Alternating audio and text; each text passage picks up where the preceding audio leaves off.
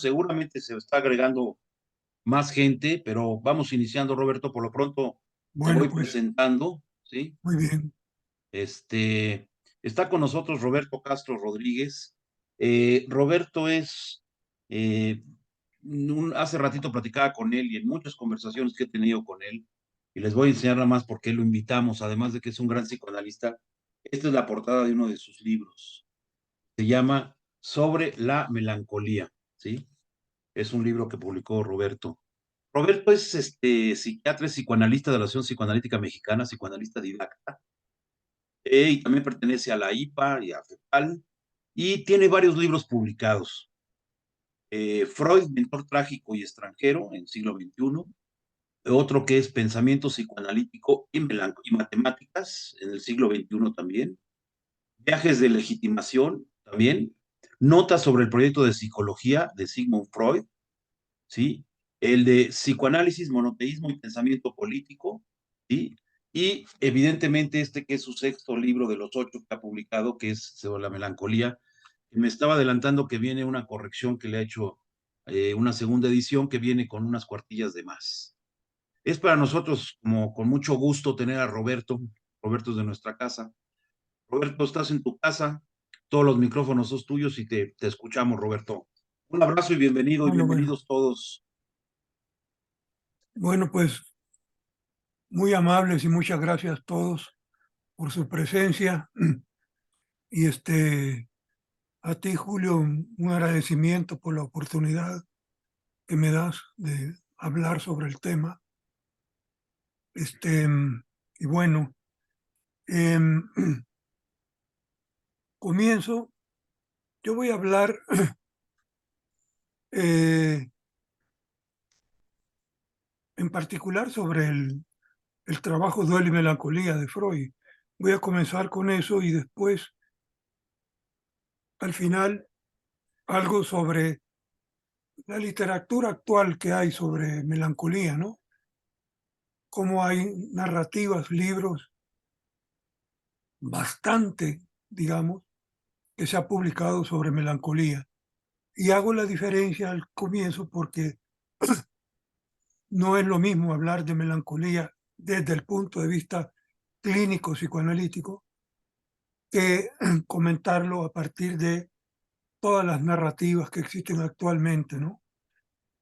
Porque aparece la melancolía como una idea, un tema, este, un argumento, hasta casi como una categoría cultural. Se ven textos en todos los sentidos sobre melancolía, ¿no?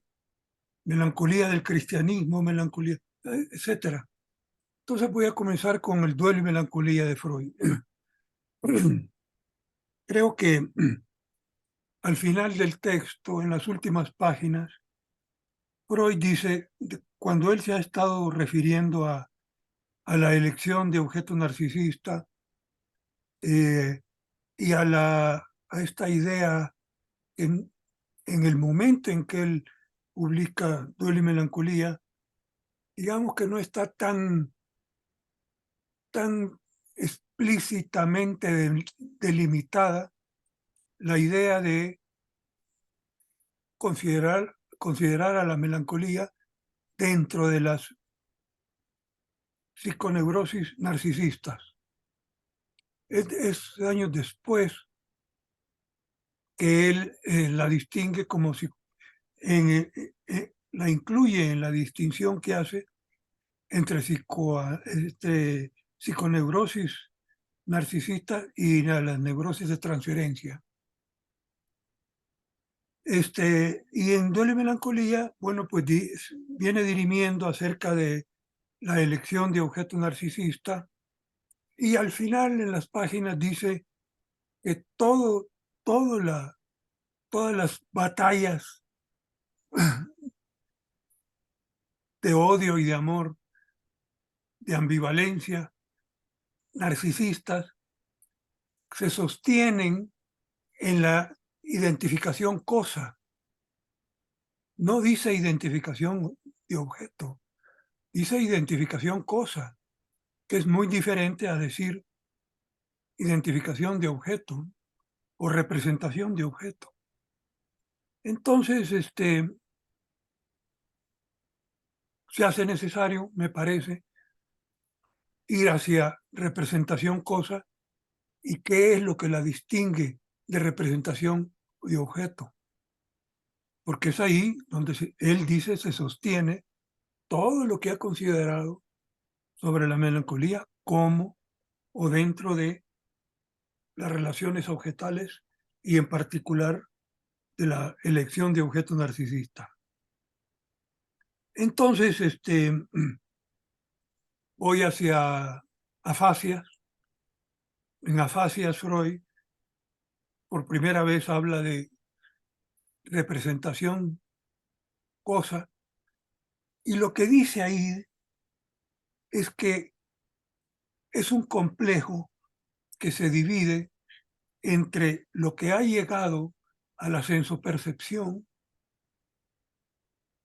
y que ha dejado huellas y lo que no llega todavía y que no va a llegar, que no va a llegar nunca, pero le llama cosa. Esto es una idea que él dice ahí en Afasias. La referencia que hace es que la toma de un libro de John Stuart Mill, el filósofo, en donde destaca la filosofía de otro filósofo inglés, Hamilton, y bueno, de ahí de ahí es la referencia que hace Freud, ¿no? De la filosofía inglesa. No dice más, nada más dice eso. Y de ahí se arranca para tratar ya de la representación cosa. Y luego me voy al proyecto y a los manuscritos,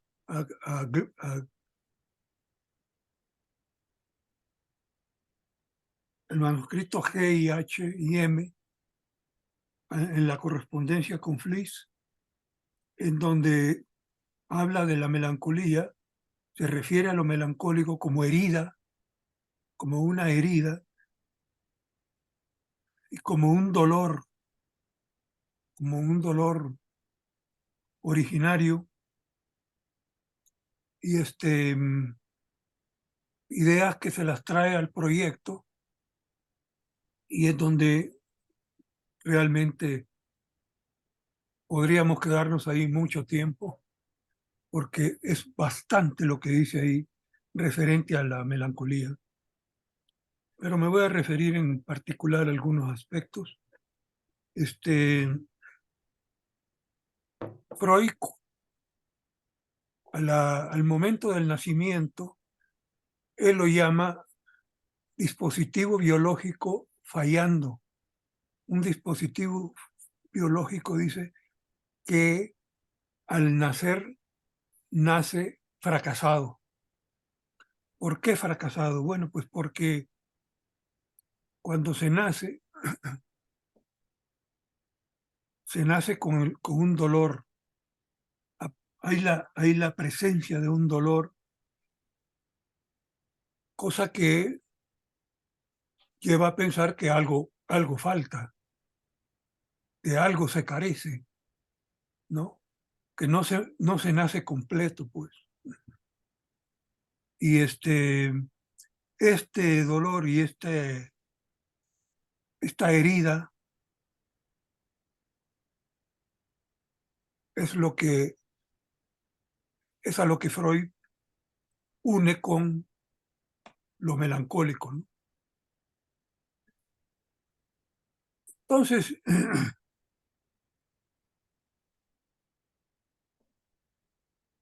hay pues al nacer un movimiento permanente de energía que es expresado con el dolor, obviamente, pero es un movimiento permanente que cuando se da la intención de descargar buscando el placer,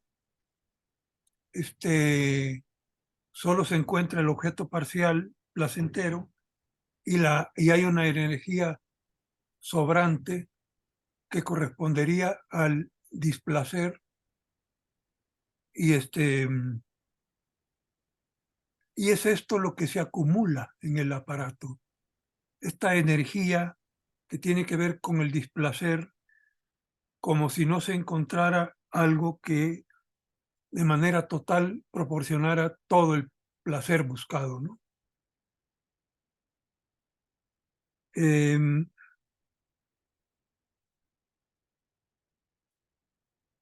entonces,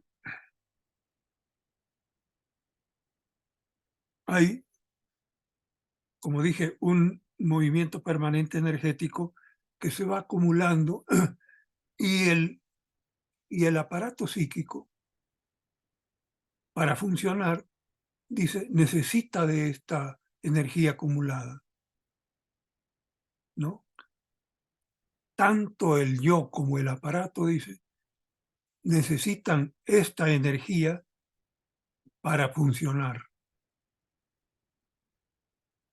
Es muy importante porque es un cúmulo de energía que se da a partir de un no encuentro. Hay un encuentro con nada. Es con ese encuentro con nada que se vuelve causa de esta acumulación de energía.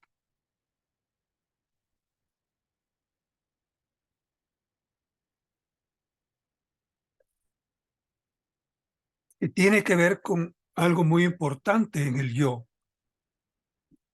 que Freud, cuando presenta el yo en el proyecto, hablando de la génesis del yo, él dice que antes que el yo busque objetos, busca la nada, porque, porque se origina en la nada.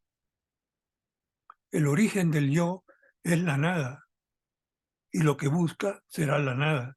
Solo después vendrá la búsqueda de objetos placenteros, ¿no? Algo muy importante también. Acá quiero agregar algo que es fundamental tenerlo presente y que es todo lo que se refiere a la identificación primaria, ¿no? La identificación primaria para Freud, no para Melania Klein, ni para Abraham, que son los que menciono porque Abraham es el otro autor que tiene unos escritos muy importantes sobre melancolía, pero son desde otra perspectiva. Pero para Freud la identificación primaria es con el deseo inconsciente, no es con la mamá, no es con la madre, no es con el objeto madre, es con su deseo inconsciente, con su condición deseante. Y en su condición deseante, con la carencia, porque si es deseante la condición, de algo carece. Entonces la identificación primaria es con la carencia que el hijo hace propia. Esto cuando la mujer madre permite que se dé la identificación primaria, ¿no? Entonces, hay una condición primaria carencial, ¿no? Y un yo que busca la nada, es una condición de vacío, de ausencia, que tiene que ver con la cosa, ¿no? Entonces la cosa nunca pertenecerá al aparato psíquico. Son las representaciones cosas, son las huellas que deja la cosa, lo que sí ya pasa a pertenecer como parte del aparato psíquico. Todo esto, todo esto más lo que vendrá después, que es, bueno, según el crecimiento, el desarrollo, estas representaciones cosas, acuérdense que están compuestas de la representación acústica, visual, motora y sensorial, ¿no? Y Freud le concede a la representación acústica una función coordinadora de todas. ¿Por qué? ¿Por qué lo acústico tiene esta función de coordinación? Es porque en ella es que se da esa condición de ausencia, de vacío, de nada, es la que lo transmite exactamente. Y es desde esta representación acústica que aparecerá el ruido, el llanto, el grito, que durante el desarrollo y con la aparición de la representación palabra, aparecerá la voz, ¿no? Entonces la voz resulta ser una manifestación que trae la ausencia, que originalmente es voz del otro, por la identificación precisamente con el deseo de la madre, que a través de ese deseo se ha identificado con el otro, el tercero, con la alteridad. Bueno, esa alteridad está presente en la voz y resulta pues que la voz propia es la voz del otro. Después, es decir, en afasias, Freud distingue tres momentos con respecto a la voz. Habla de la voz sin sonido, que es la voz que uno se escucha. Uno se escucha una voz antes de emitir lo que se va a decir. Bueno, ese será el primer momento. El segundo es la voz, es lo dicho, lo manifestado. Y el tercer momento es la voz escuchada, la voz propia que uno escucha, el eco que uno escucha, que es uno de los objetos primarios que todo sujeto produce, crea. Pero hay una particularidad, pues, en este eco, en este objeto escuchado, en esta voz escuchada, y que es que como se origina la voz como voz del otro, entonces el sujeto, todo sujeto no encuentra su imagen en la voz propia que escucha. Esto tiene que ver con el mito de Eco y Narciso, y es efectivamente el problema de Narciso, del mito de Narciso, que no ve su imagen, ¿no? Bueno, a todo esto que he dicho, Freud lo trata hasta el 38 como una posible estructura. Es como es como decir que el aparato psíquico se estructurara melancólicamente, que no es poca cosa, ¿eh?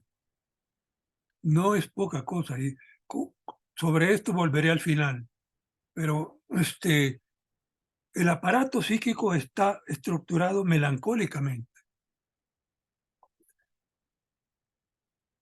pensando en todos estos elementos que he mencionado. Bueno, con esto tiene que ver algo que es muy importante en cuanto a la técnica psicoanalítica. Freud considera como una función central en la técnica analítica, en el proceso analítico, la Versachung. La Versachung es un término mal traducido en la edición Amor-Orto, pero es un término compuesto en alemán, compuesto por el prefijo ver, que se refiere a todo lo marginal, todo lo no dicho, todo lo que queda hecho a un lado u ocultado. Y Sahun es del verbo sagen, que es el verbo decir, ¿no? Entonces, se refiere a todo lo que es marginado o no dicho cuando nosotros decimos algo, cuando nosotros manifestamos. Es decir, el analizando, cuando habla, cuando dice, va diciendo y va marginando a la vez algo, ¿no?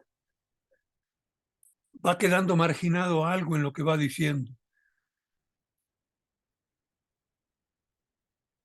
Esto, entonces Freud dice, bueno, en el proceso analítico de lo que se tratará entonces es de ir, digamos, botando todas las identificaciones secundarias y llevando en el proceso al sujeto hasta su identificación originaria, que es la identificación con la ausencia, con el no ser, con la identificación con el vacío, ¿no?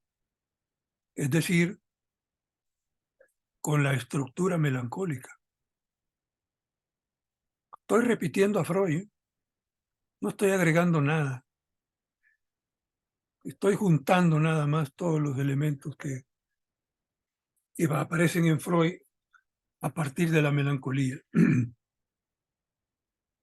Bueno, desde luego que este verbo sagen tiene que ver pues con la presencia ya en el aparato psíquico de la representación palabra, ¿no?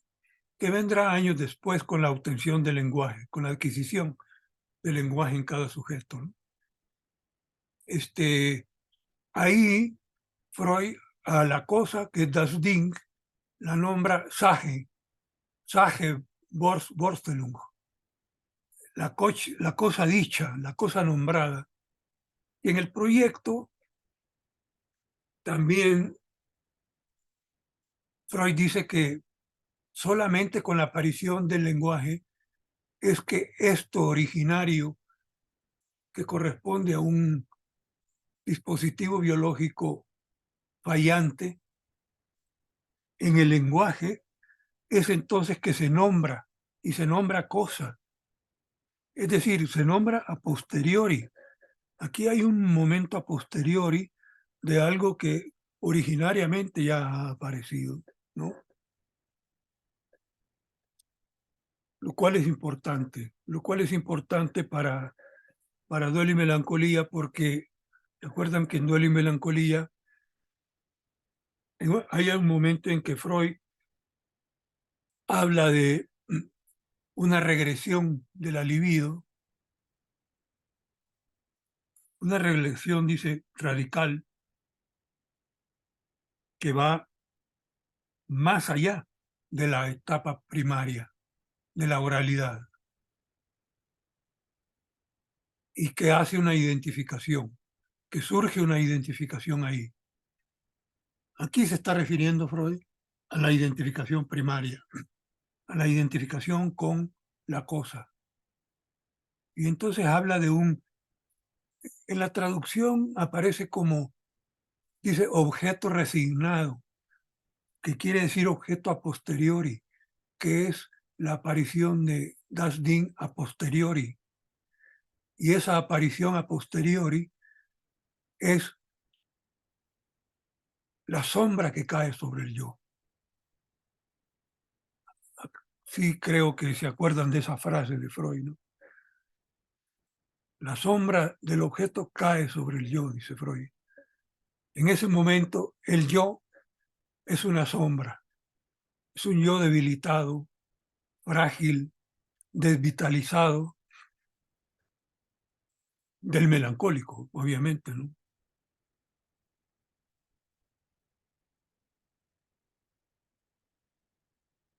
Y cuando Cotard, el psiquiatra Cotard, el francés del siglo XIX, describe el discurso de su paciente melancólica, él lo detalla así. Dice, dice, ella no tiene historia, ella no tiene nombre, ella no tiene familia, ella está muerta, ella está esperando la muerte. Como ven, no hay primera persona, no hay yo. El yo es una sombra. Habla en tercera persona y esa tercera persona supuestamente es ese otro, es esa otredad primaria con la que se ha identificado el melancólico, que es lo que ocurre siempre en todo melancólico. Si pensamos en una melancolía como cuadro clínico, ¿eh? Bueno, este, y aquí, bueno, hay preguntas, hay comentarios. No sé si prefieras que haya comentarios ahorita, Roberto, o como quiera la audiencia, ¿no?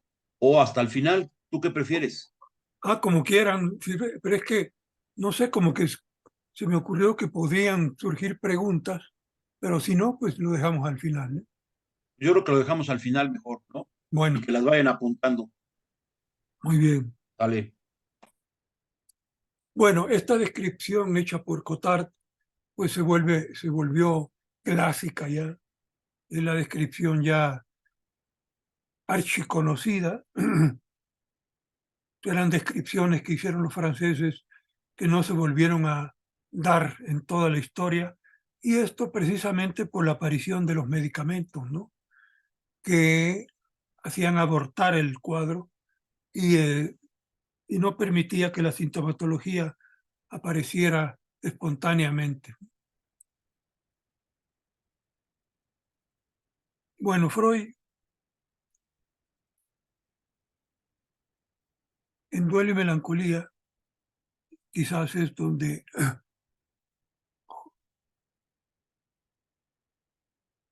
reúne muchas herramientas de las que hace uso en ese momento. Una de ellas es el narcisismo, este, perspectiva que la va a continuar hasta el final, agrega muchas cosas otras, la va agregando durante los años próximos a Duelo y Melancolía, pero queda un texto, digamos, icónico, ¿no? Central para pensar la melancolía. Este, la ubicación que tiene el trabajo también es muy interesante porque está entre, digamos, cronológicamente entre este, entre la, ¿cómo se llama? La estructura primaria y la secundaria, ¿no? Y, la representación cosa y la representación palabra, un modelo que sostendría todos los modelos que Freud propone durante todos sus escritos. No es que los primeros años o los segundos sobre los primeros queden predominantes, se sostienen todos a partir de este duelo, la representación cosa y representación palabra. Y la relación entre uno y otro está dada, pues, precisamente por la condensación y el desplazamiento, ¿no? Bueno, está aquí, digamos, quizás todo lo referente eh, central con respecto a esta estructura melancólica del aparato, ¿no? Me voy, me voy un poco, no iba a decir hacia un lado, pero no, no es hacia un lado. Más bien me voy hacia este, interpretación de los sueños. En interpretación de los sueños, Freud, cuando se refiere a los sueños típicos se refiere a un contenido en los sueños típicos que es el asesinato del padre, ¿no? Y con ello, Freud arranca sobre un tema muy importante, que es la obstinación, la terquedad de los padres por mantener el poder frente a las nuevas generaciones, ¿no? Es decir, conservar el potestas familias de los romanos, ¿no? Y además, junto con un fenómeno que era que las generaciones venideras accedían al poder que habían soportado ejerciéndolo de la peor manera, ¿no? Pero con esto Freud se refiere a el problema de la filia, de la relación filial padre-hijo, a diferencia de la relación natural madre-hijo. Pero Freud aborda el tema de las filias extrañas, antiguas, impuestas al hijo. Y aquí quizás entra el comentario de Hamlet sobre Hamlet. ¿Por qué es importante Hamlet? Es importante Shakespeare. Ahí en Interpretación de los Sueños, Freud en una frase dice, "Ja- este, Shakespeare dice que todos le debemos una muerte a Dios". Y Freud dice, no, no es a Dios, es a la naturaleza. Con lo que quiere decir al deseo inconsciente.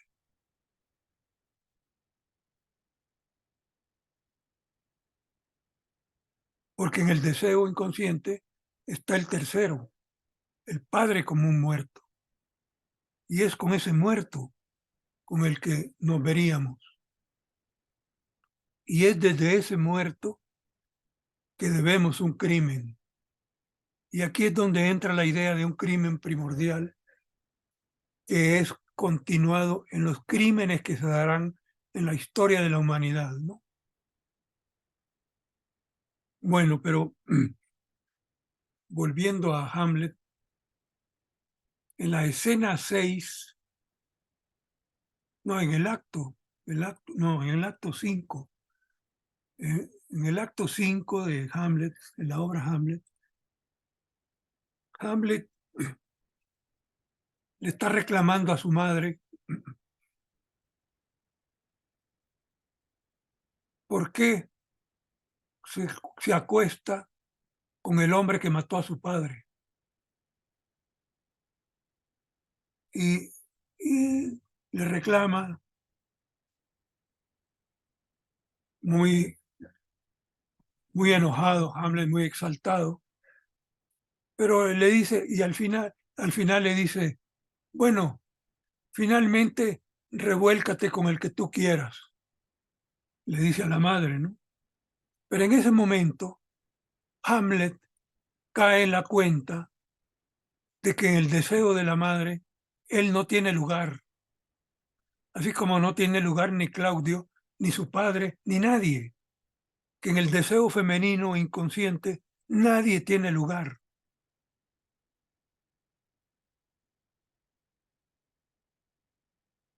De aquí es que se arrancará después Hamlet a decir ser o no ser.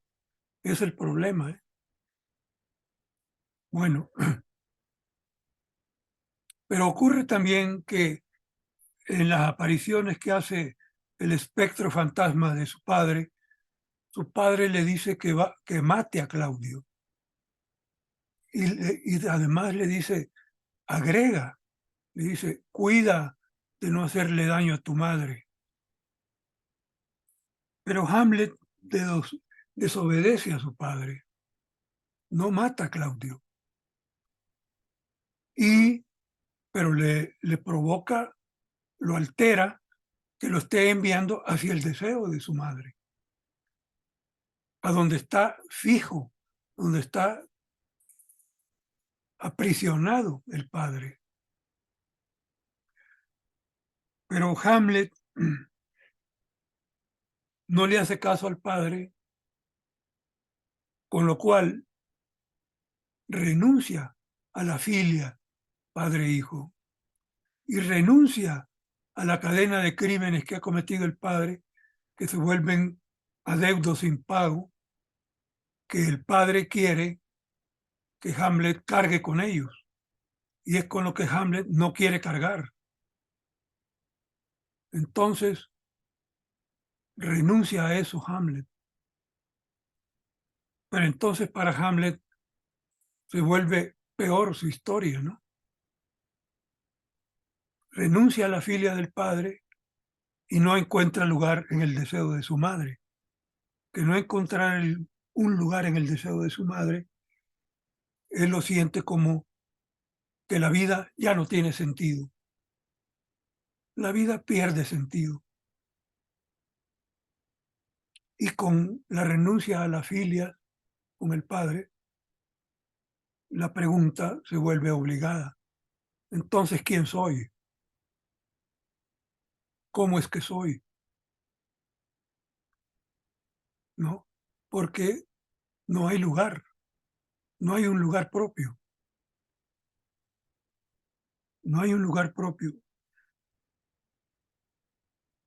Y hay una expresión de Hamlet muy comentada desde el 1600 que aparece en la obra hasta la actualidad. Es la expresión que en inglés es "The time is out of joint". El mundo está desquiciado. Esa es la exclamación de Hamlet. Y el mundo está desquiciado porque o te sometes a las filias o renuncias a ellas, pero además no sabes si desde el deseo femenino has sido mirado o si eres mirado y cómo eres mirado. Entonces, hay un desquiciamiento que en Shakespeare, que en este sentido es un ilustre antecesor de Freud, hay un desquiciamiento en el mundo en el que no hay nada que esperar, sino un desquiciamiento cada vez peor.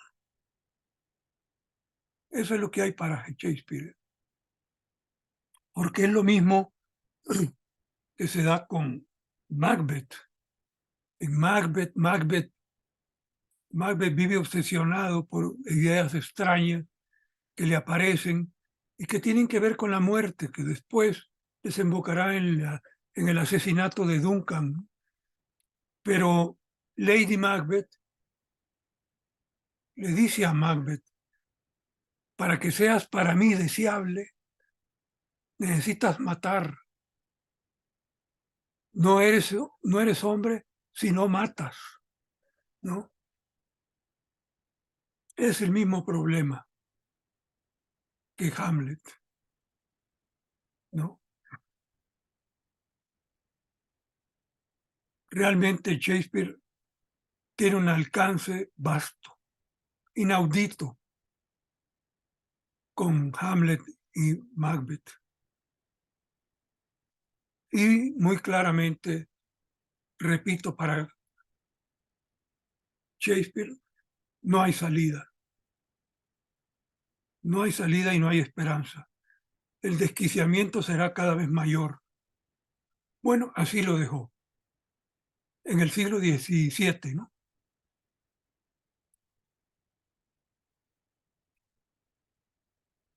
Otro ilustre antecesor italiano de Freud, es Maquiavelo.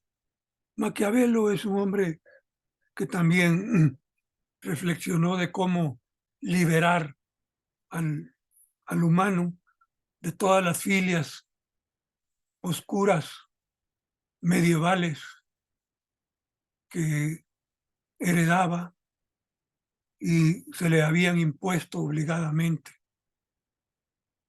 Pero bueno, no voy a entrar ahí porque nos lleva a otras cosas. Yo recomiendo un libro actual sobre melancolía, no un libro, un texto de Jacques Derrida que se llama La melancolía de Abraham.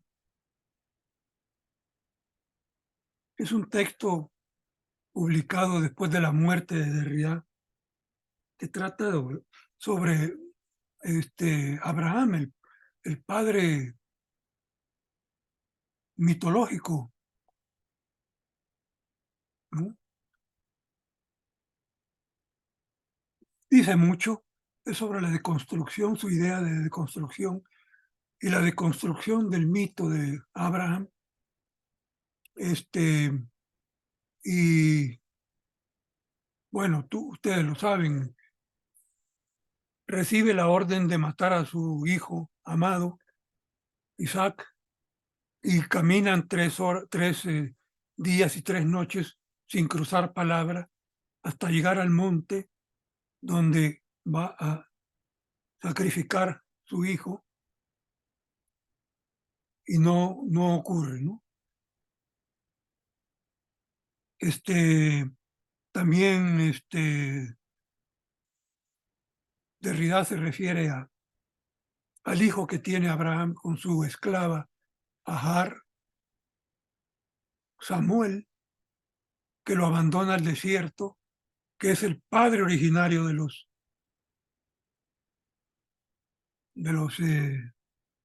palestinos.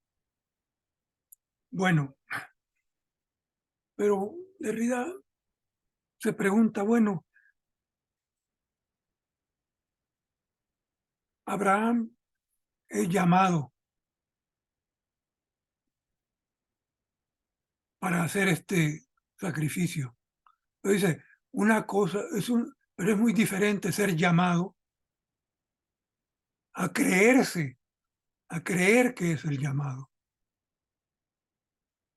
Y bueno, y entonces entra con la necesidad de la creencia, ¿no? La necesidad de la creencia en una fuerza o en un universal, en una potencia, en una eternidad, que de dónde aparece esa creencia, esa necesidad de creencia. Y bueno, ahí se sigue. Es decir, es interesante cómo Derrida va revisando esta idea. Pero lo traigo porque es lo mismo, ¿no? Si vemos lo que formula Shakespeare, considera a Freud,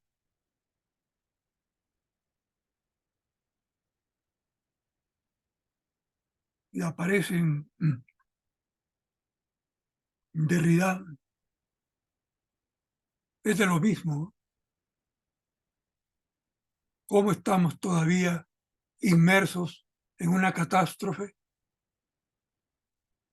que no se ve de qué manera vamos a salir, no de tal o cual, sino de lo catastrófico que cada día no deja de aparecer? Si no es en un lado, es en otro. Y la presencia que esto tiene con los 3 monoteísmos que actualmente tienen una vigencia insoportable, ¿no? ¿Qué tiene que ver? ¿Con qué tiene que ver esto? Bueno, pues con esa estructura melancólica de la que Freud habla, de la que Freud considera, en la que todos nacemos, cargamos y ocultamos haciendo caso más bien a las imágenes, ¿no? A las presentaciones o representaciones o a la figurabilidad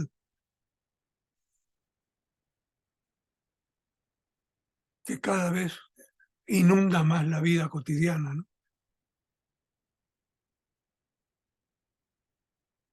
Bueno,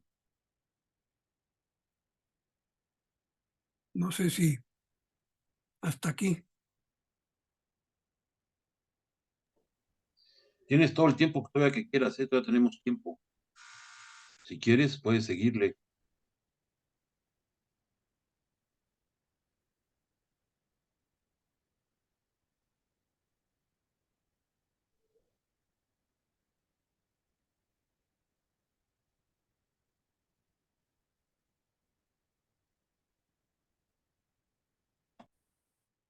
Pues no sé, es que para continuarle, debería bordearle más alrededor de esto que he dicho. Ujú. Quería hablar sobre el amor como una condición que nace de la ausencia, que No, tiene, venga, dale, dale. eh,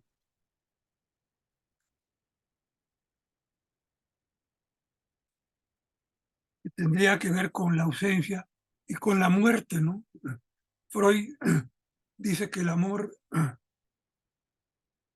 es algo que se nos impone conscientemente, que nos abruma, que es indetenible, que no podemos contra eso, no lo podemos detener, que nos inunda.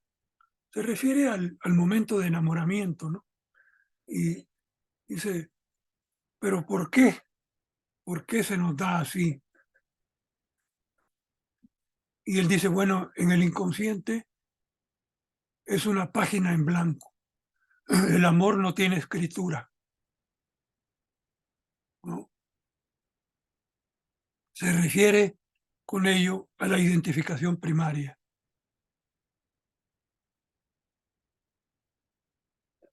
desde donde aparece además esa voz sin imagen propia, que es el discurso amoroso además, que no es propio, que es siempre de otro, que resulta además ser increíble, no dicho por uno.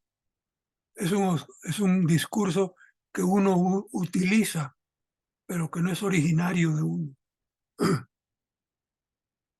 que tiene que ver con la credibilidad, ¿eh?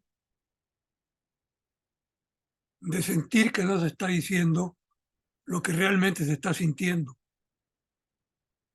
o que no corresponde a lo que se hace, lo que se siente, ¿no? Lacan dice que en una cita que hace en su seminario de la transferencia, dice que el amor es una desgracia, que es una desgracia porque, bueno, hay un momento en que el amor se celebra, es la alegría, es la fiesta, digamos, pero que en el transcurrir de la relación misma va cambiando porque va apareciendo eso que se ocultó en el comienzo, eso que estuvo en el comienzo y que hizo a cada uno buscar a otro, que es la ausencia, que es el propio vacío en el que se vive, vacío que va apareciendo después y va transformando la vida amorosa en una vida desgraciada, hasta que da por fin a la relación amorosa. Esto porque el amor nace y el amor muere. Muere siempre. Claro que no tiene que ver con que una relación continúe, pero sí muere, sí nace y muere el amor. Y corresponde pues a esto que decía de Freud, ¿no?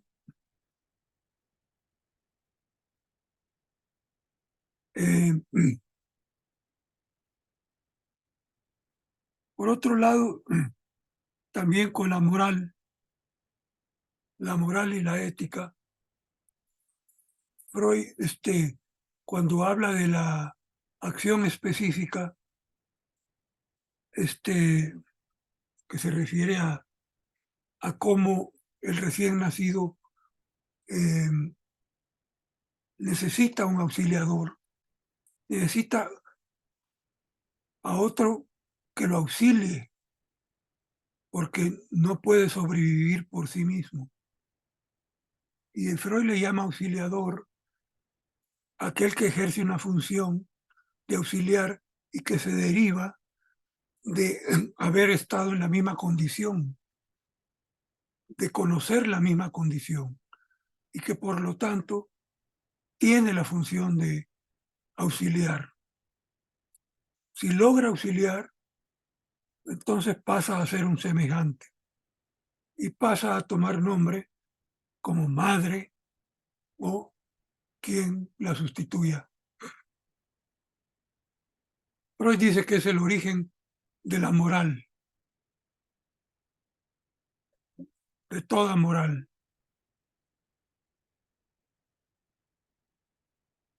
Y si nos fijamos, el discurso moral, el discurso de la moral, es un discurso siempre en tercera persona,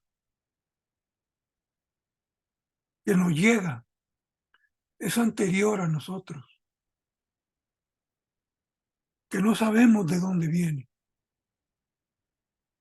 pero son mandatos que hay que cumplir,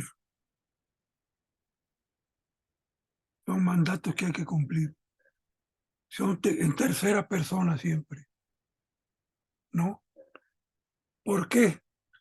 Porque son discursos que derivan del tercero, de la otra edad, de la alteridad, que es con quien se ha hecho la identificación primaria, ¿no?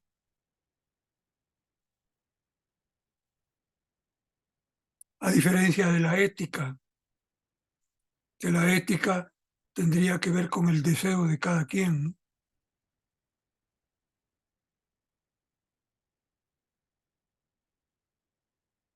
Por eso es que, a diferencia de Aristóteles y su ética que estuvo presente en varios siglos, hasta el siglo anterior, hasta el siglo XIX, con la aparición de Freud, también la ética era hacia un bien que no sabemos qué tipo de bien y por qué hacia un bien, y por qué un bien, que es con lo que Maquiavelo decía que el ser humano nunca en sus acciones se dirige a un bien. Si lo hace, dice, es por necesidad, pero no es lo natural en el ser humano. Ese es Maquiavelo. Bueno, por eso desde el psicoanálisis entonces aparece la ética en relación al deseo inconsciente. Entonces se trata de un deseo de ética, porque es una ética a partir de cada quien, de cada sujeto, qué es lo que su deseo le dice, qué es lo que le escucha a su propio deseo. Y esto es en relación también, pues, con el analista en transferencia, ¿no? ¿Por qué el analista interviene con el analizando?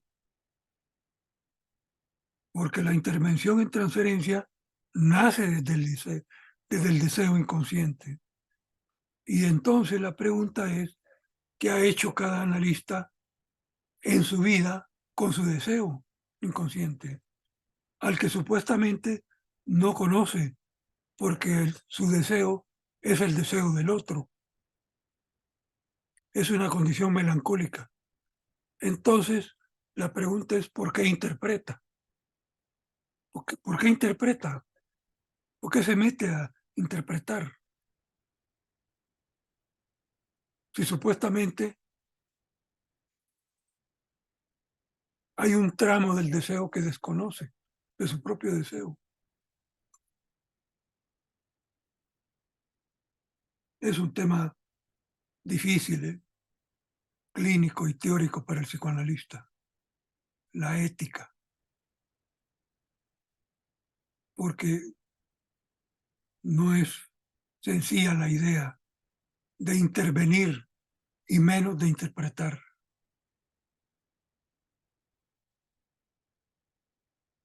No, bueno, todo esto deriva de nuevo de esa estructura melancólica.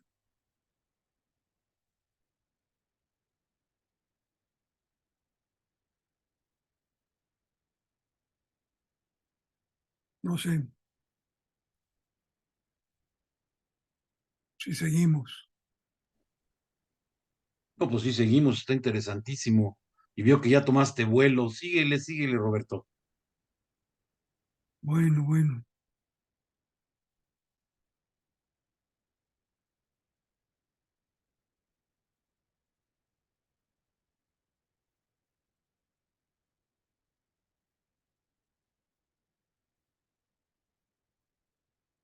Bueno, así con esta idea de la ética, aquí está también presente lo que mencionaba anteriormente de este primer momento que Freud le asigna a la voz, ¿no? Que es la voz sin sonido, que es y que se refiere a si escuchamos esa voz propia, si la escuchamos o no la escuchamos, o si escuchamos las voces que nos circundan en la vida social, porque al parecer, bueno, hay que decir que la supuesta sabiduría de Sócrates se debía supuestamente a que Sócrates escuchaba su voz interior, primero que las voces sociales. Por eso es que Sócrates aparece con un pensamiento que va más allá de las ciudades, más allá de los grupos sociales, o más allá de los grupos humanos, pues.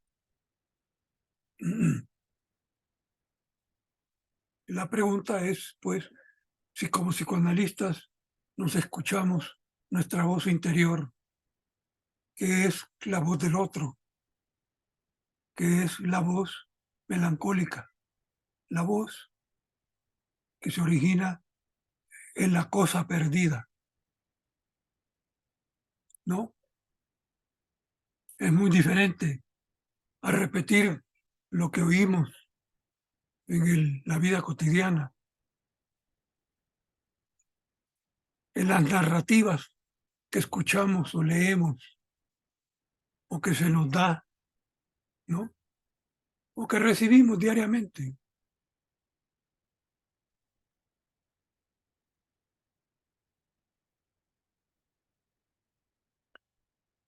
Y qué tanto esa escucha debe ser constante y mucho más en el trabajo analítico,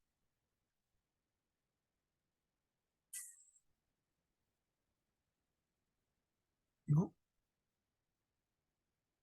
Que regiría un supuesto momento de intervención o de no intervención,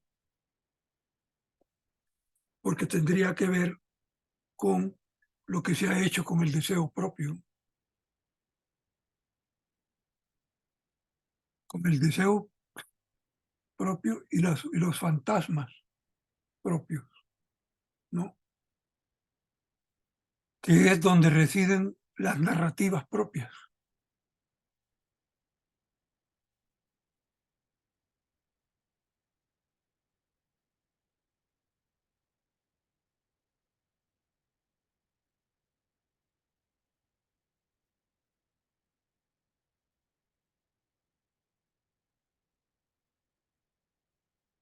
Esto junto con la idea esta, Versajum, ¿no?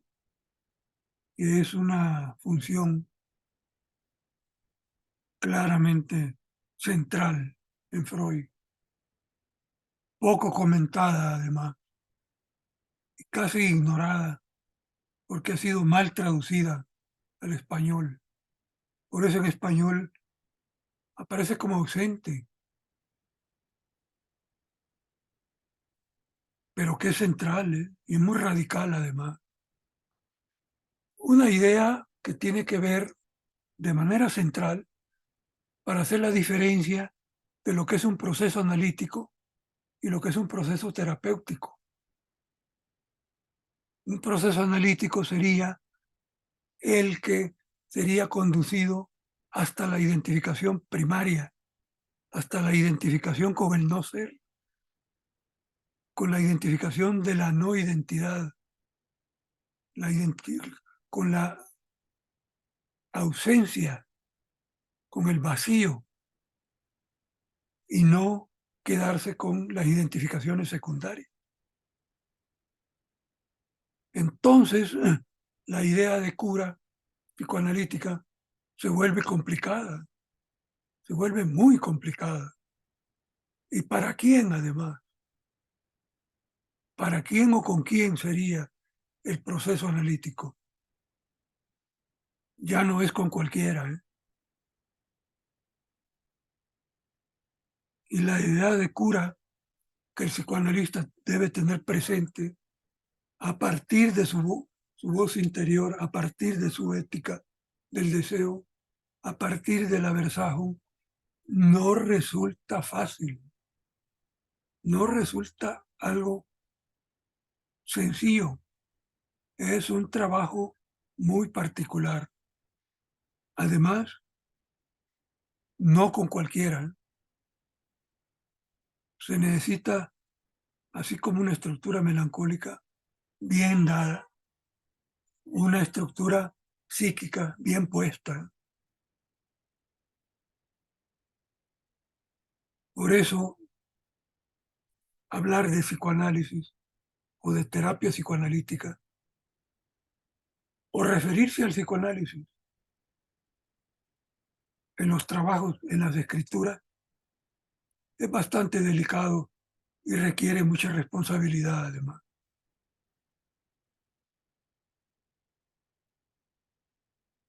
Porque hay que pensar en qué vas a escribir, ¿eh?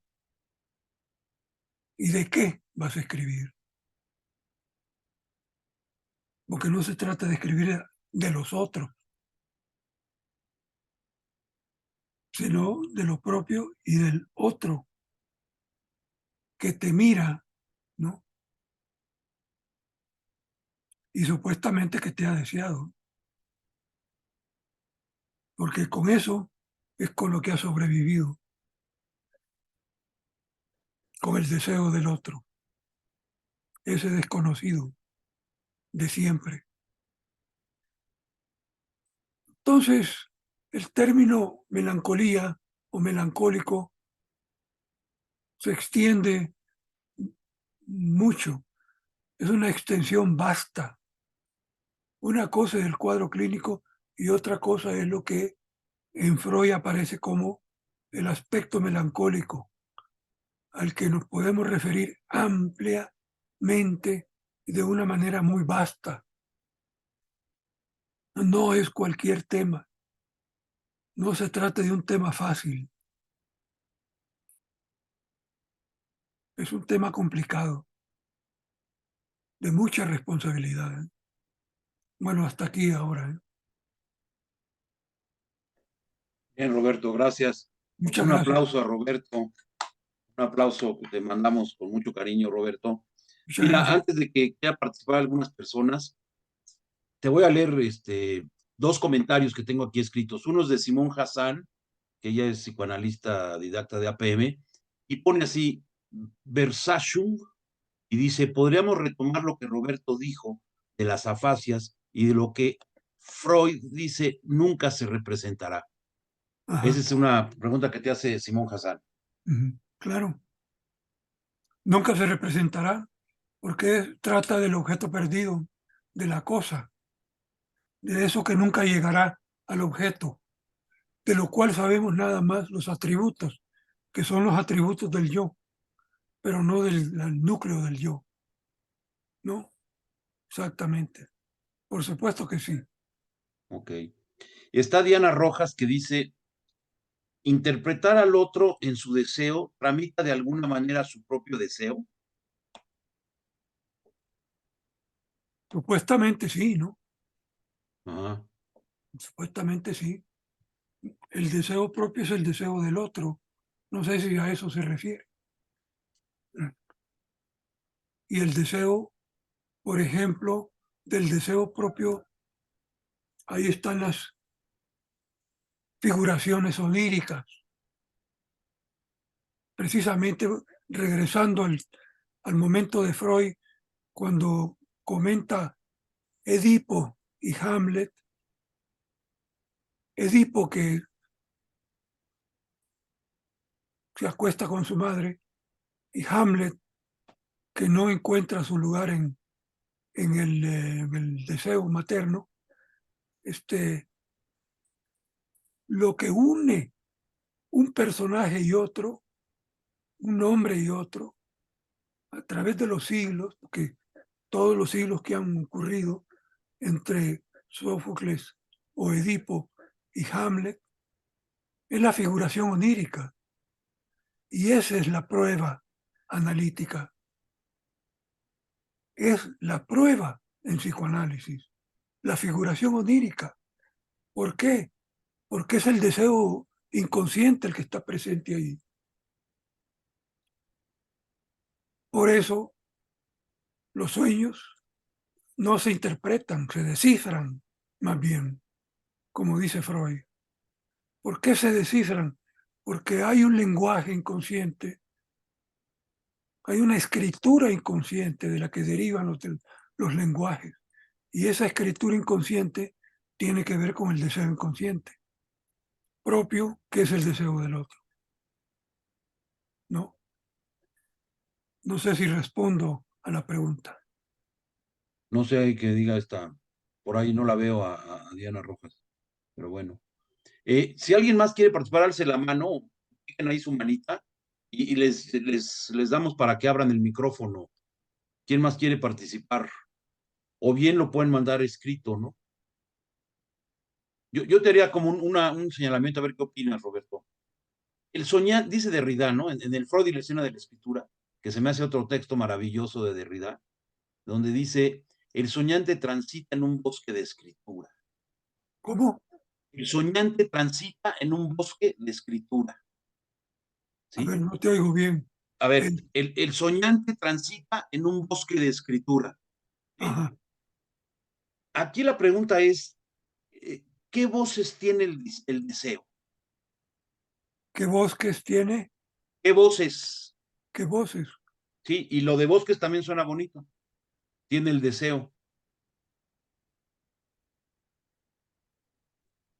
Es lo que te decía, que con la aparición de la representación palabra, es, es de ahí que la cosa se nombra. Y la cosa nombrada, Sagen, se refiere a todas las voces que vienen desde el inconsciente, de la identificación con el deseo del otro, a través del deseo de la madre. Ahí es donde aparecen ya, en este momento de Sagen, todas las voces que vienen del inconsciente y que en los sueños se hacen imágenes, ¿no? Ya. Es el pensamiento en imágenes.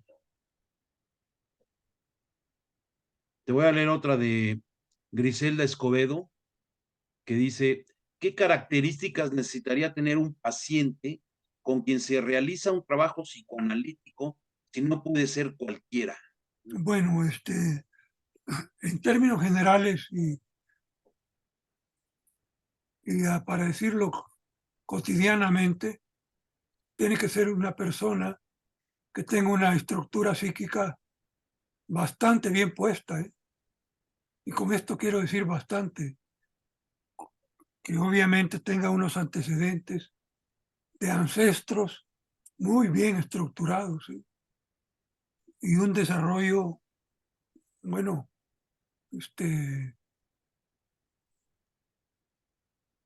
no haya transitado por los fenómenos psicóticos. ¿Todo esto por qué? ¿Por qué llevarlo hacia la falta de identidad, hacia la condición de no ser, ¿no? Hacia la condición en donde no existe un lugar propio, un discurso propio o una historia muy propia, ¿eh? Y eso se necesita aguantarse, soportarlo, ¿no? Es el punto en el que precisamente Hamlet dice, habla de su melancolía. Soy melancólico, porque ni es mirado, ni es escuchado desde el deseo femenino, y por otro lado, no existen para él filias. Es el alcance insólito que tiene Shakespeare a través de Hamlet. Bueno, por ahí andaría, ¿eh? El pensar una persona para psicoanálisis. Ya. Aquí, así lo voy a leer porque viene el Galaxy 58, no sé si sea inteligencia artificial o es alguien, pero Galaxy 58 te pregunta, ¿qué es lo que cura el psicoanálisis y cuál es la cura en psicoterapia? Dice, ¿qué es lo que cura el psicoanálisis? Bueno, ¿y cuál es la cura en psicoterapia? Eso escriben aquí en el chat.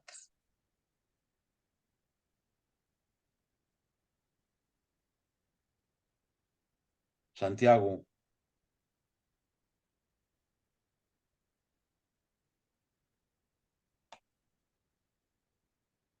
Bueno, es que tendríamos que pensar la idea de cura primero, ¿no? Que en psicoanálisis habría que pensar qué es la cura, ¿no? Porque podría ser tirar todas las identificaciones secundarias o bien soportar la identificación primaria.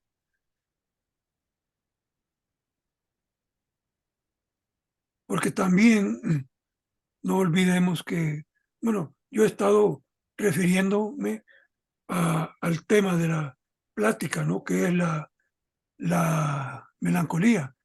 Pero no olvidemos que ahí está la libido. La libido para Freud es lo heredado y adquirido. Ahí es donde se dirime la filogenia y la ontogenia.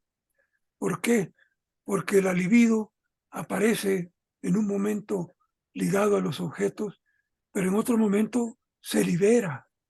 La libido es libre. Y la libido libre es la libido capaz de generar, de crear nuevas realidades para el sujeto.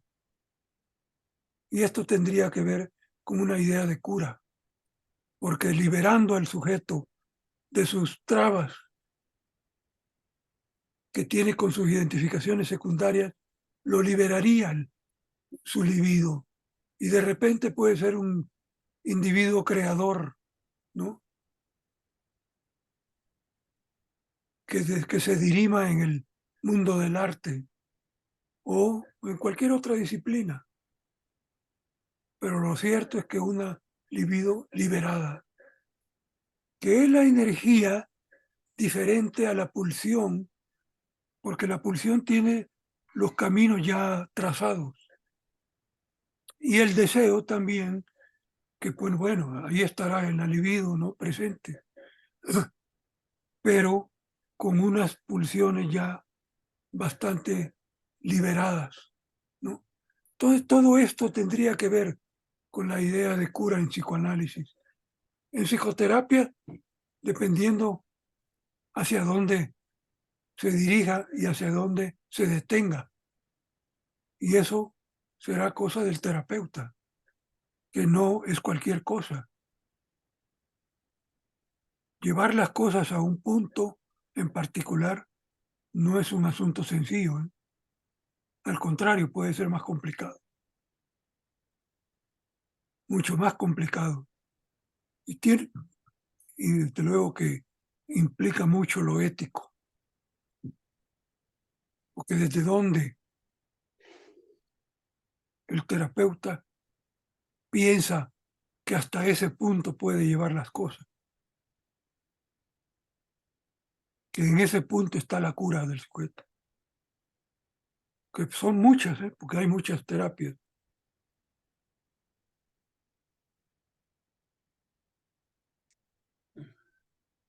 Está levantando la mano Miriam Greenberg y luego leo otra aquí del chat. Miriam, tienes la palabra. Está silenciada, ¿eh? Miriam, Uy, uy. Ya. Roberto, primero agradecerte como siempre, me da muchísimo gusto estar por aquí contigo. Yo te quería preguntar, me parece que hasta donde fui entendiendo, tú a través de lo de las religiones monoteístas, Abraham y lo que comentaste del problema del Medio Oriente con Palestina, me hizo recordar toda la problemática que Freud pone en el Moisés sobre cómo la desmentida del padre provoca compulsivamente violencia hasta hoy en día. ¿Nos podrías explicar si existe una relación entre la desmentida del padre, la violencia y la melancolía? y tiene que ver con esto que mencioné. Bueno, lo que voy a hablar de Freud, ¿eh? Sí, claro. Me voy a referir a Freud.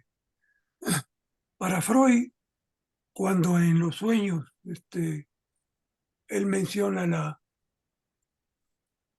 esta obstinación, esta terquedad de los padres, dice, por sostener el poder, y porque Freud considera que las revueltas sociales o todo este problema social que tenemos actualmente es provocado por los padres, porque se obstinan a no perder el poder, porque son portadores de filias anteriores, de crímenes no resueltos, que se vuelven adeudos y que quieren trasladarle al hijo lo que ellos soportan.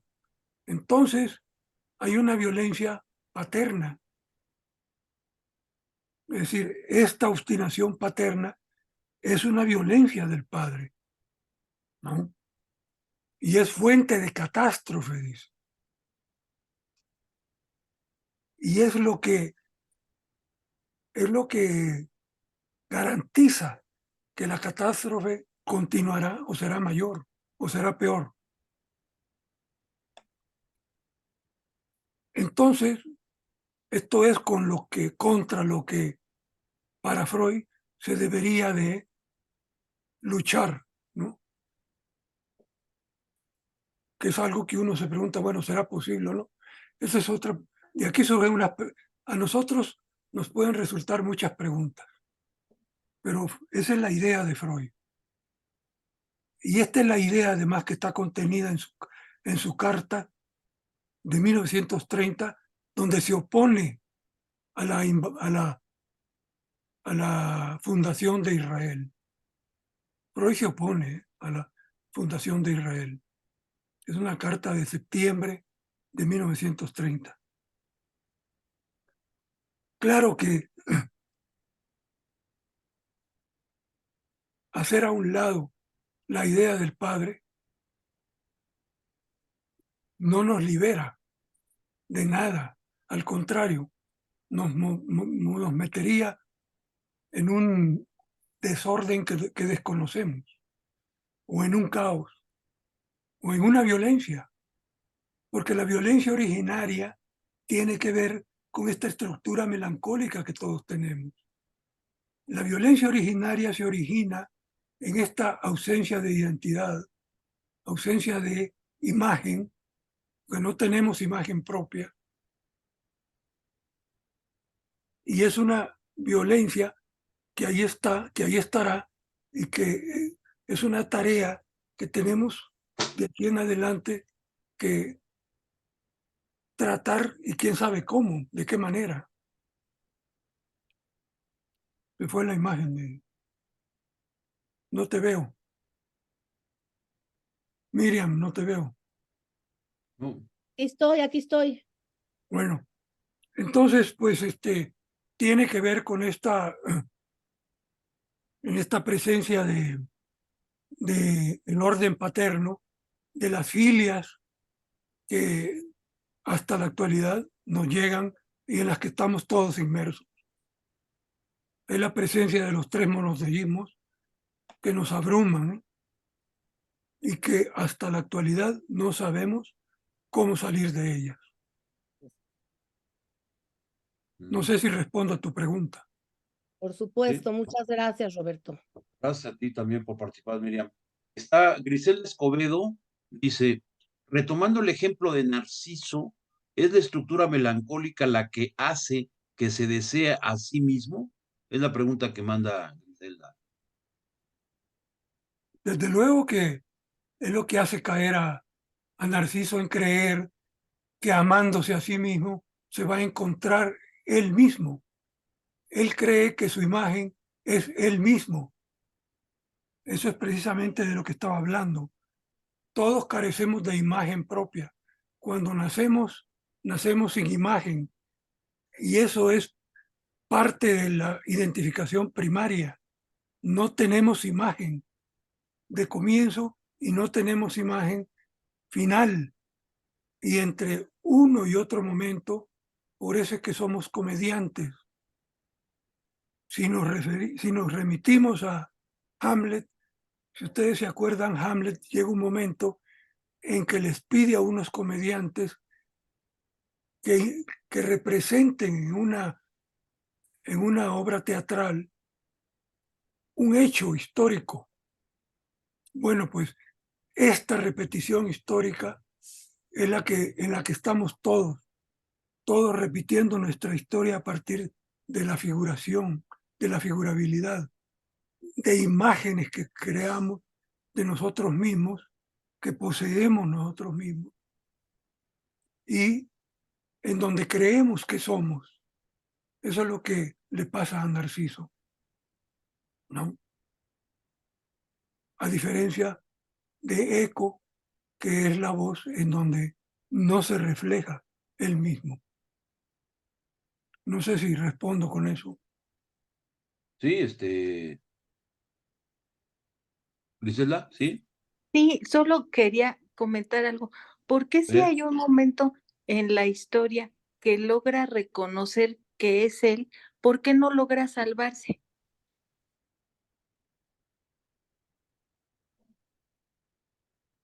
Salvarse de que,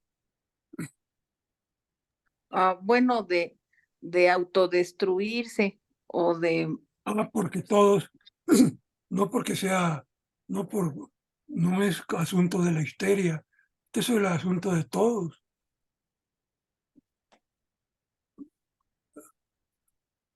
Ante la muerte, ni siquiera ante la muerte, nos deshacemos de nuestra imagen.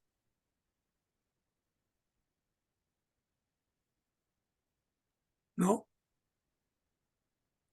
No hay un sí, momento en la historia de nosotros, de nuestra vida, que nos deshagamos de nuestra imagen.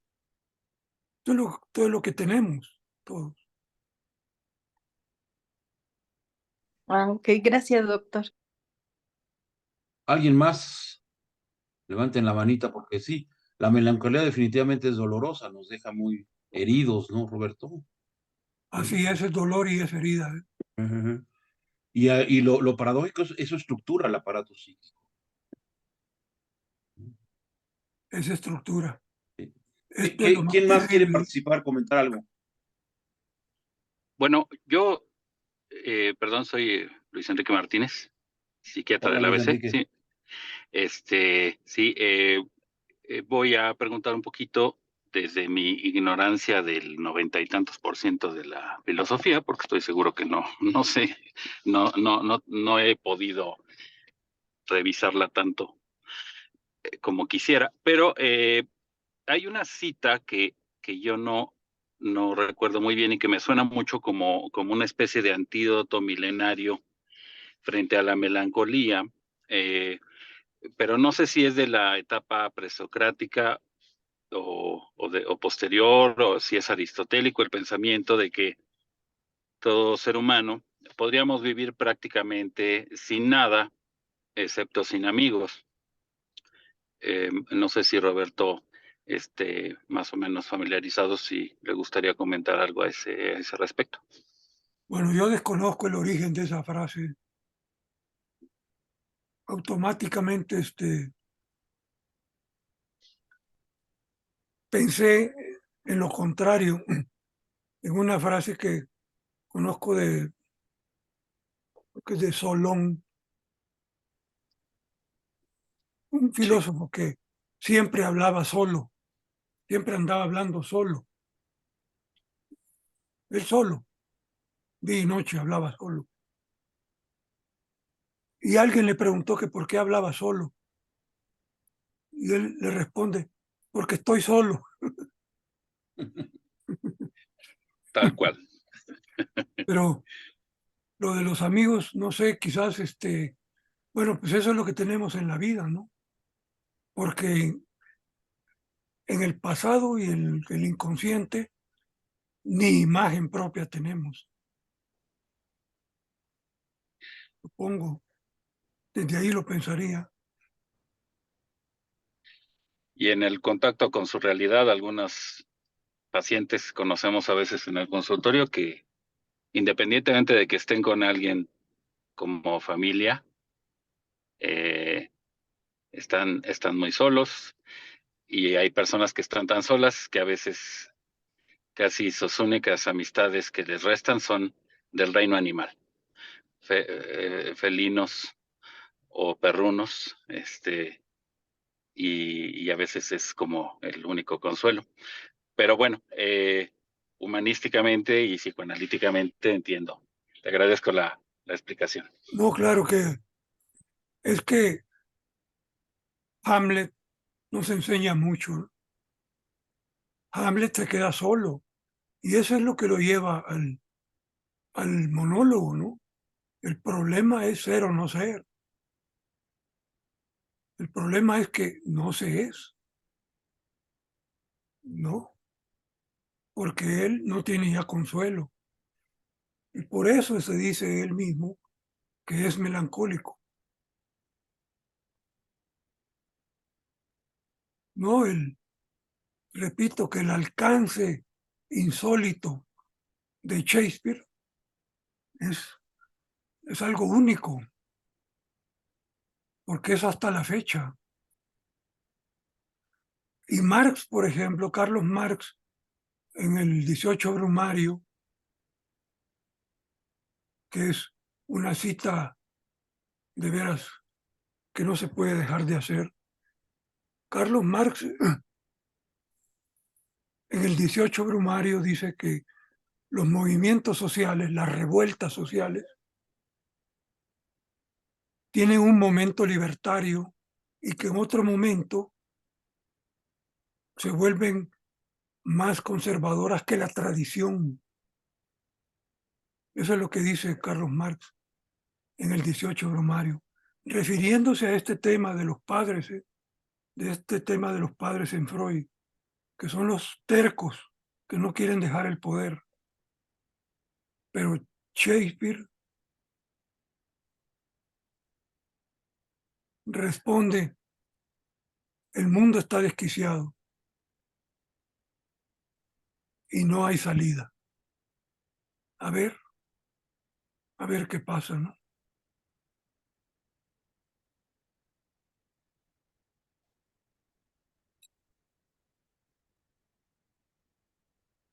Pero la melancolía de Hamlet Por eso no es cualquier melancolía. Hamlet es la estructura, es la melancolía, pues.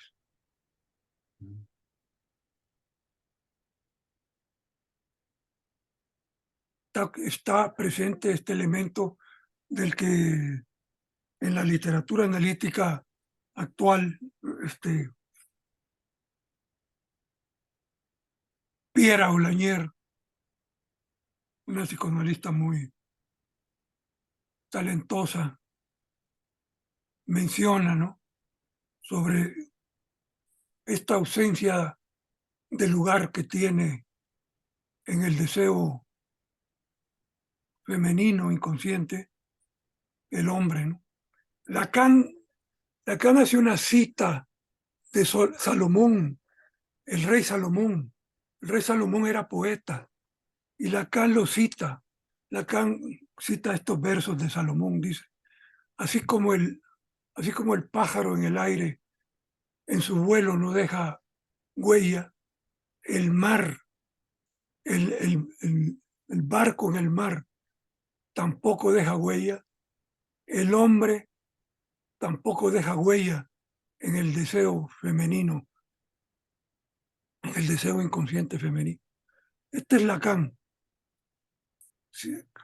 que continúa esta idea que aparece desde Freud, ¿no?, o desde Shakespeare. No hay lugar para el hombre en el deseo de la mujer inconsciente. La mujer dirá si esto es así o no, pero lo han dicho ya gente ilustre en la historia. Y Pierre Aulagnier agrega que esto es de lo que el hombre no quiere saber. El hombre no quiere saber que en el deseo de la mujer que ama no tiene lugar, no hay lugar para él, ¿no? Esto es la melancolía también.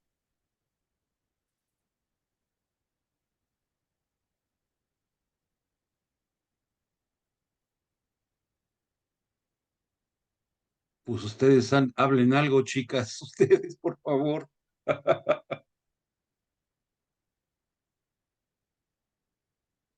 ¿Alguien más que quiera participar?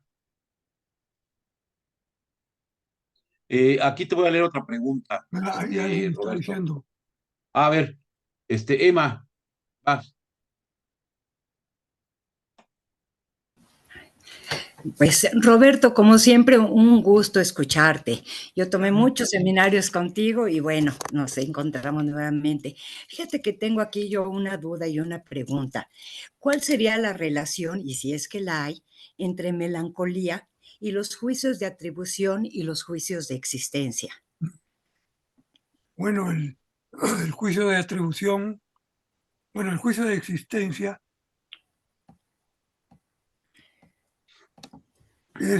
se refiere a la inexistencia del objeto del deseo, ¿no? Y el juicio de atribución trataría de los atributos de la cosa, ¿no? Freud en el trabajo de la negación, hay un momento en que dice que no es necesario que el objeto esté ahí para pensar que está ahí el objeto. Y esto quiere decir que lo que se necesita es que esté la insatisfacción en la realidad externa. Porque, mira, en el trabajo de la negación, Freud dice que para que nosotros hagamos contacto con la realidad externa, necesitamos primero una pérdida fundamental, que es en la cosa, en la pérdida de la cosa. Y esta pérdida de la cosa, que es displacer, este monto de displacer en el pensamiento es no, es un no. Entonces Freud dice, el contacto con la realidad externa necesita previamente una negación que se refiere a la inexistencia de este objeto que es la cosa, que es su inexistencia, ¿no? ¿Sí? El juicio de atribución es el juicio primario, el urteil, ¿no? Urteil. Ur, que es el no del Urfader, el padre primordial, el padre como un muerto. Es ese no, el juicio de atribución, quiere decir de existencia. El de atribución, te repito, son las atribuciones de la cosa, que ya son parte del aparato psíquico, ¿no? Pero de esto lo encuentras en el trabajo de la negación. Sí, así es. De acuerdo. ¿Ok? Gracias, gracias, Roberto. ¿Quién más? ¿Quién más quiere participar, comentar?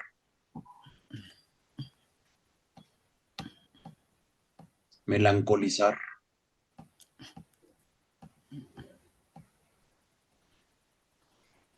Te voy a leer una que dice de Beatriz. Dice, si la imagen se puede considerar una impresión, una huella de lo ausente, ¿cómo es que no podemos deshacernos de nuestra imagen? Así viene, textual te la leo.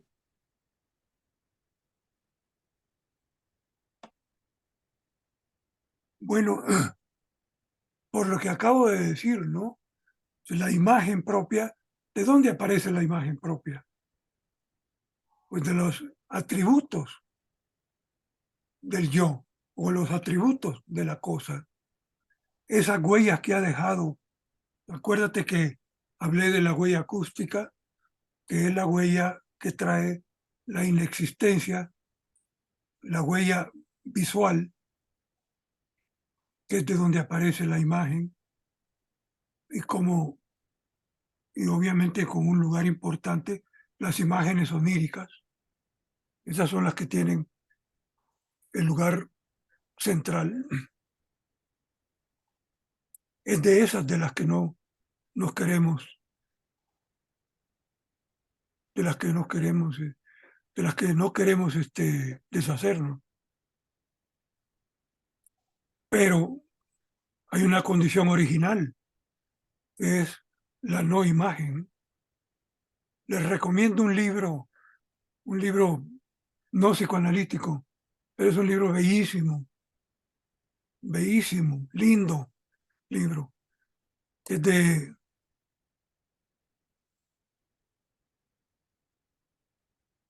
Quinart, Ah, Pascal Quinart, La noche sexual. La noche sexual. En ese libro él se refiere a la noche en que papá y mamá nos concibieron, una noche en la que no estuvimos presentes, y cómo creamos esa noche para sentirnos involucrados en esa noche, y cómo esto se ha hecho presente en la historia del arte, cómo en la pintura ha aparecido este deseo de haber participado en esa noche. Buen libro, ¿eh? Buen libro. no, y buen escritor en todos los sentidos. Pascal Quinares, Sí, sí. es algo único el tipo.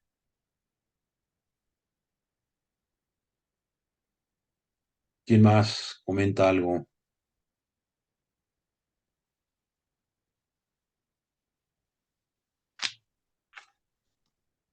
Algo por último que tú quieras agregar, Roberto. Pues no, hijo, no, ya sería de lo mismo. Voy a bordearle a lo mismo, es el peligro. O No, como diría Derrida, lo mismo, pero lo otro, ¿no? otro, ¿no? Bien. Bueno, pues agradecerles su presencia, su escucha aquí de este Roberto, que te agradecemos mucho, Roberto, todo lo que compartiste No, gracias a ti, hombre, por la con oportunidad. nosotros, porque te doy un aplauso muy grande junto con todos. Y Bueno, bueno, pues gracias. nos Muchas vamos gracias a a ver el todos. 2 de diciembre, Roberto. ¿Cómo? El 2 de diciembre, pero aquí tengo varias más. A ver, Leonardo Castro y luego Griselda Escobedo. Leonardo, A tienes los ver, micrófonos. Hola, ¿qué tal? No, súper bien todo. Muchas gracias por la plática y saludos ahí a todos. No, una pregunta nada más rápida, si había una relación entre esta noche de la Concepción y la representación cristiana de la natalidad, que ¿cuál es, es? creo que es la escena más, más representada de la historia del arte, probablemente, la natalidad. Y si de alguna manera toda esta idea de Pascal ¿Cuál es Quiñar la, sobre, cuál es la imagen de la natalidad? o sea, o sea, o sea, María, José Ah, y, cuando están los tres juntos. Y claro, el Espíritu Santo. La Sagrada claro, Familia. claro. Bueno, yo decía que, bueno, Pascal Quinar es en lo que se detiene, ¿no? Cómo en la historia del arte se ha querido representar esa noche, ¿no? Que es irrepresentable. Será irrepresentable siempre. Nadie tendrá acceso a eso. No es posible tener acceso. Pero en el arte cristiano, pues sí, apareció como una imagen clave y muy conocida, y así como el cristianismo nos invade, pues sí, así invadió el arte cristiano, ¿no? Es una manera de intentar representar esa noche, ¿no? Pero es una noche que quedará así, ¿no? En lo inconocible o en lo desconocido. Bien. ¿Quieres comentar algo, agregar algo, Leonardo? No, perfecto. Griselda, creo que querías decir un comentario, ¿no? Eran unos aplausos, muchas gracias. Ah, pues qué bueno. No, Unos gracias, aplausos gracias. auditivos con la voz, un aplauso. Los esperamos Gracias. aquí, acuérdense, el 25 de noviembre estará con nosotros Gabriela Goldstein, que ella es la presidenta de la Asociación Psicoanalítica Argentina. Ella también va a seguir con este tema de melancolía el sábado 25 de 11 a 1. Y el 2 Bueno, de diciembre estaremos en un conversatorio, Luis Fernando Macías, Roberto Castro, Gabriela, en un conversatorio estarán ellos y yo coordinando. ¿Sí? ¿Alguien hay que quería decir? agregar, hay ¿Mande? que agregar a todos, quiero agregar a todos que el 25 de noviembre es el cumpleaños acá de Julio Cafilla y de Leonardo Castro. Sí. Los dos ¿No? cumplen años. Con unos años de diferencia, pero cumplimos el mismo día. Sale. Está bueno. Bueno, Bueno. Gracias, Roberto. De veras, gracias. Gracias a todos ustedes. gracias Esta es pues. su casa. Nos vemos el 25 de noviembre, ¿eh? El próximo Claro. no, sábado no, porque es puente, pero el 25 de noviembre aquí nos esperamos. Un abrazo. Gracias, Roberto. Gracias, Gracias. Leo. Un abrazote. Hasta luego. Gracias, buen día. Muchas gracias. De nada.